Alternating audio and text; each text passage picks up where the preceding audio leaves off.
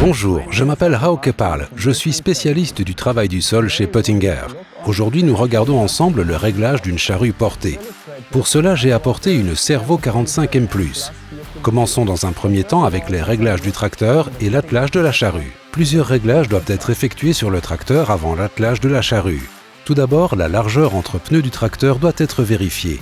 La distance entre les roues avant doit être supérieure de 0 à 10 cm par rapport à l'arrière. La largeur entre pneus est essentielle pour la ligne de traction. Ensuite, il faut choisir la bonne pression des pneus. Dans ce cas, les deux côtés doivent avoir la même pression. Pour cela, veuillez vous référer aux données fournies par le fabricant de pneumatiques. La réduction de la pression dans les limites autorisées améliore la traction du tracteur. La roue se trouvant dans le fond de raie doit rouler contre la muraille. Pour l'attelage de la charrue, les deux chandelles doivent présenter la même longueur. Dans notre cas, on a mesuré d'axe en axe. De préférence, elles doivent être réglées le plus court possible. Cela garantit une hauteur de levée maximale dans les fourrières. Nous reviendrons sur la position idéale plus tard au travail. Toutefois, les stabilisateurs inférieurs doivent être réglés avant le début du travail. Au travail, les stabilisateurs doivent être libres, mais en position relevée, ils doivent être fixes. Un apport de masse raisonnable est nécessaire pour assurer l'équilibre de l'ensemble sur la route et une optimisation de la force de traction. Dans ce cas, au moins 20% du poids total doit se trouver sur l'essieu avant du tracteur.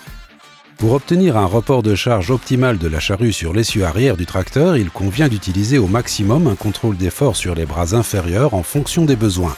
La valeur devrait être comprise entre 30 et 50%. Avant l'attelage du tracteur, il faut d'abord vérifier la barre d'attelage. Celle-ci doit avoir la bonne largeur. Elle a la bonne largeur lorsque les deux prolongements virtuels des bras de relevage se croisent juste derrière l'essieu avant du tracteur. Puis il faut vérifier que la barre d'attelage soit centrée sur la charrue.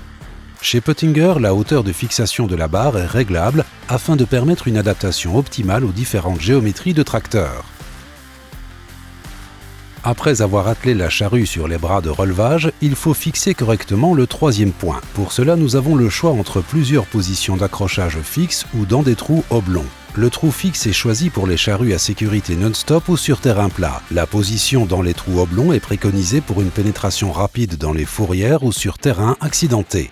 La position du troisième point et des bras de relevage sera vérifiée pendant le labour. Avant de travailler, on peut déjà pré-régler le coutre circulaire. Celui-ci devrait se trouver à environ 2-3 cm à côté de la muraille et travailler à une profondeur maximum de 4 à 10 cm. Après les pré-réglages, il faut effectuer les bons réglages dans le champ. Tout d'abord, la profondeur de travail souhaitée doit être réglée au niveau de la charrue de jauge. Pour cela, il faut régler de manière identique les deux tiges filetées sur notre Servo 45M d'aujourd'hui. Après quelques mètres, la profondeur de travail obtenue doit être vérifiée. Si la profondeur correspond à la valeur souhaitée, il faut positionner le relevage du tracteur pour que la charrue soit horizontale. À ce moment, il convient de veiller à ce que les bras de relevage soient légèrement plus bas côté tracteur que côté charrue. Le troisième point doit également descendre côté tracteur. Le point de convergence entre le troisième point et les bras de relevage doit se retrouver juste derrière l'essieu avant du tracteur. Cela garantit une utilisation optimale de la puissance de traction disponible.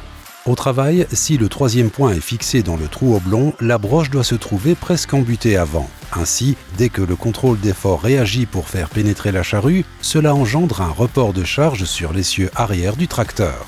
Le réglage de l'aplomb de la charrue correspond à l'étape suivante. Celui-ci dépend de la taille des pneumatiques, de la pression des pneus et de la profondeur de travail. La charrue doit être perpendiculaire au sol. Dans notre cas, la charrue penche plus côté labour et doit être redressée vers le côté non labouré. On le voit bien en regardant de l'arrière la position des étançons du dernier corps. Pour régler l'aplomb, la charrue doit d'abord être légèrement relevée puis actionner brièvement le distributeur pour démarrer le retournement de la charrue. Ensuite, il suffit de visser ou dévisser la tige filetée. Si la bonne longueur a été trouvée, il faut régler le côté opposé à la même distance. Après avoir trouvé la bonne profondeur de travail et réglé l'aplomb, il faut régler la largeur de travail du premier corps ou la prise de raie. La largeur de travail du premier corps doit correspondre exactement à la largeur de travail des autres corps. Pour ce faire, il faut d'abord déterminer la largeur de travail des autres corps en mesurant la distance entre le contre-cep et la pointe du soc. La distance mesurée est multipliée par le nombre de corps de la charrue. Dans notre cas, nous avons une largeur de travail de 45 cm multipliée par 5 corps. Cela donne une largeur de travail théorique de 2,25 m. Pour vérifier la largeur du premier corps, nous additionnons les 2,25 m avec un mètre supplémentaire et nous marquons les 3,25 m à partir de la muraille. Après avoir labouré au-delà du marquage, on mesure à nouveau la distance entre muraille et le marquage et on calcule la différence.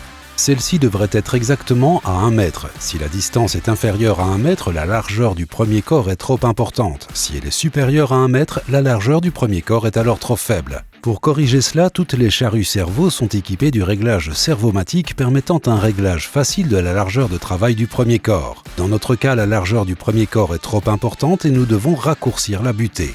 Il faut répéter ces étapes jusqu'à ce que la valeur soit d'1 mètre. Une fois le réglage du premier corps effectué, il est temps de régler la ligne de traction pour éliminer toute traction latérale et réduire ainsi la consommation de carburant. La ligne de traction est également réglée par le réglage servomatique. Pour cela, il faut régler le tirant avant.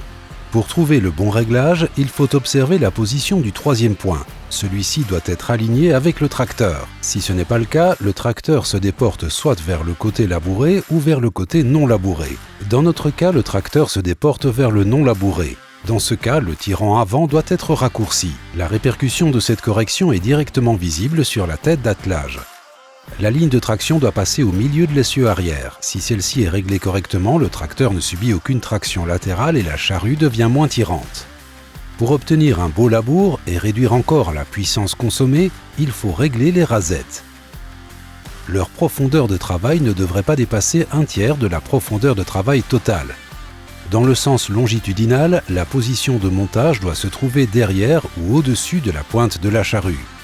En présence importante de résidus végétaux, il est recommandé de les positionner aussi loin que possible vers l'arrière. Et dans ce cas, ils peuvent être réglés un peu plus profond. Le réglage des rasettes doit également être identique pour les deux côtés de la charrue. Maintenant, la charrue est parfaitement réglée et le champ peut être préparé pour les prochains semis.